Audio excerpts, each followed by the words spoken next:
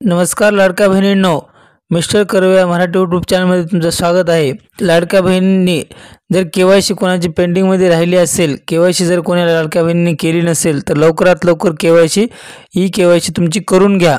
कारण की तुम्हाला आता नोव्हेंबर महिन्याचा हप्ता पडणार नाही, म्हणजे येणारा हप्ता तुम्हाला केवायसी केल्याशिवाय पडणार नाही। शेवटची तारीख जवळ आलेली आहे, 18 नोव्हेंबर ही लास्ट तारीख आहे।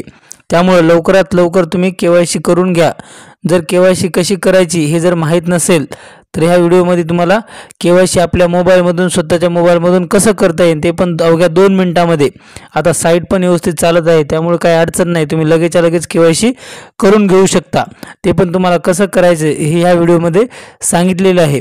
व्हिडिओ जर आवडला तर व्हिडिओला लाईक करा आणि अशाच नवनवीन व्हिडिओ पाहण्यासाठी आपल्या चॅनलला सबस्क्राईब करा। तर चला लाडक्या बहिणींनो, तुम्हाला सांगतो केवायसी कशा पद्धतीने करायची।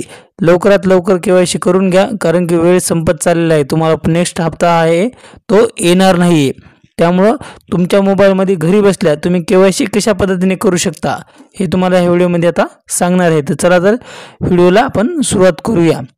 तुम्हाला मोबाईलवर तुमच्या पण करू शकता, मी तुम्हाला लॅपटॉपवर सांगतोय कारण की तुम्हाला समजण्यासाठी व्यवस्थितरित्या होईल, त्यामुळे मी त्यावर करतोय। मोबाईलवर पण सेम प्रोसिजर आहे, ती इथं जी तुम्हाला सांगतो त्या पद्धतीनेच तुम्ही मोबाईलवर पण करा।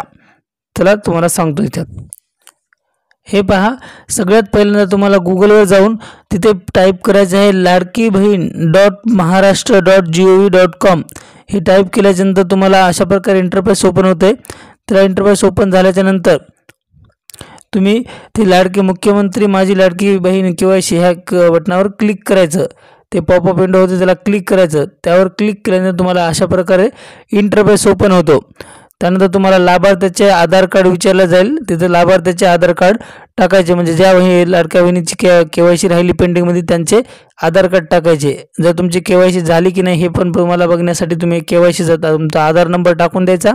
तुम्हाला झाली नसेल तर झाली म्हणून सांगते त्यात, किंवा नसेल झाली तर मग केवायसीचा OTP जाते, तिथं तुमचा आधार नंबर टाकायचा आणि तो कॅप्चा जो दिसतोय नंबर ते जसा नंबर टाकून द्यायचा आणि मी सहमत आहे या बटनावर क्लिक करून OTP पाठवा या बटनावर क्लिक करायचं। त्यावर क्लिक केल्यानंतर तुम्हाला अशा प्रकारे विंडो ओपन होतं। तो तुम्ही OTP इथे आलेला इथे टाकून घ्यायचा आणि सबमिट करा या बटनावर क्लिक करायचं। सबमिट ह्या बटनावर क्लिक केल्यानंतर तुम्हाला अशा प्रकारे इंटरफेस ओपन होतो। तिथे तुम्हाला सांगितले जाते की तुमच्या पतीचे किंवा वडिलाचे आधार कार्ड नंबर टाका आणि ते जो कॅप्चा दिलेला आहे तो कॅप्चा टाकून मी सहमत आहे या बटनावर क्लिक करून OTP पाठवा याला बटनावर क्लिक करायचं आहे। पण एक गोष्ट लक्षात ठेवा, जर तुम्हाला तुमचे लग्न झालं असेल आताच नुकतेच जेव्हा तुम्ही फॉर्म भरला तेव्हा तुमचं जर लग्न झालं नसेल आणि आता लग्न होऊन तुमचं आधार कार्डवरलं जर नाव चेंज झालं असेल तर तुमच्या पतीचंच आधार कार्डचा नंबर तुम्हाला टाकायचा आहे। जे तुमच्या आधार कार्डवर आहे नाव त्याच व्यक्तीचं, म्हणजे पतीचं असेल तर पतीचं किंवा वडिलाचं असेल तर वडिलाचं OTP आधार नंबरचा OTP त्यांचाच घ्यायचा आहे, दुसरं कोणाचा नाही।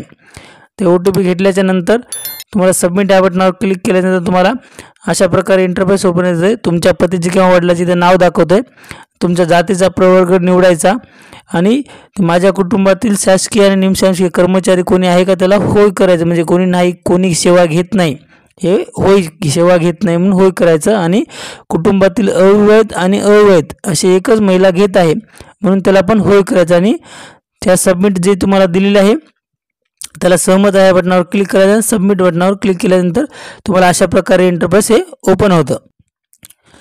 सबमिट केल्याच्या नंतर अशा प्रकारे तुमची केवायसी पूर्ण झाली म्हणून पॉपअप विंडो येतो। तर तुमचा आता केवायसी पूर्ण झालेली आहे। लाडक्या बहिणींनो, व्हिडिओ जर आवडला तर व्हिडिओला लाईक करा आणि अशाच नवीन व्हिडिओ पाहण्यासाठी आपल्या चॅनलला सबस्क्राईब करा। जय हिंद, जय महाराष्ट्र, धन्यवाद।